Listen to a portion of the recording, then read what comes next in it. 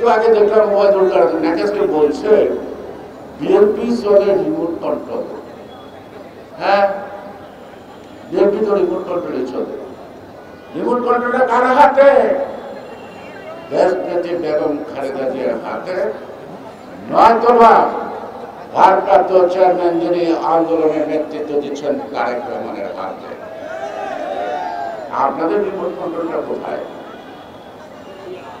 আপনার রিমোট কন্ট্রোলটা কোথায়? আপনার সরকারের রিমোট কন্ট্রোলটা কার হাতে?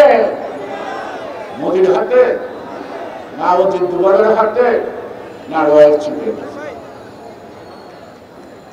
তাদের রিমোট কন্ট্রোলে তো আপনাদেরকে চলতে হয়। ওবায়দুল কাদের সাহেব বলছিলেন না, সারা বিশ্বের মানুষ যেভাবে গণতন্ত্র গণতন্ত্র বলে ষড়যন্ত্র করতেছিল, ভারত যদি আমাদের পাশে না থাকতো এই নির্বাচন আমরা করতে পারতাম না। তাহলে ভারতই আপনাদেরকে রাখছে, ভারতই আপনাদের রাখবে। এই তো তার মানে গণতন্ত্র আমরা বুঝতাম কি, by the people, for the people, of the people. আর কাদের সাহেবের কথায় মনে হয় democracy means by the India, for the India, of the India, নাকি এর বেশি কিছু মনে হয় না। সংক্ষেপে যদি বলি, আজকে এই সরকারকে যদি আপনি ক্ষমতায় বসিয়ে রাখেন, বছরের পর বছর মিটিং করবেন, বছরের পর বছর মিছিল করবেন, লক্ষ লক্ষ লোক হবে, কিন্তু ওর জায়গায় থাকবে, তাই না? আমাদের অনেকে বলে যে শেখ হাসিনা জনসমর্থন শূন্যের কথা, ওর পায়ের নিচে মাটি নাই। আসলে তোর পায়ের নিচে মাটি নাই, ওকে তো সে পাথরের উপরে দাঁড়িয়ে থাকে।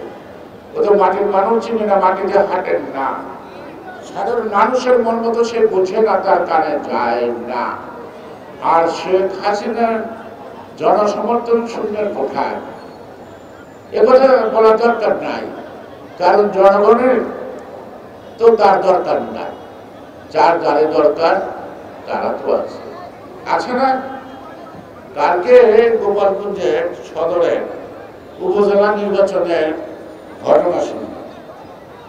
3টি প্রার্থী রাত্রি 7টায় একজন 6000 ভোটে এগিয়ে। তিনি আমার বোধ হয় শেখ সেলিমের সমর্থক।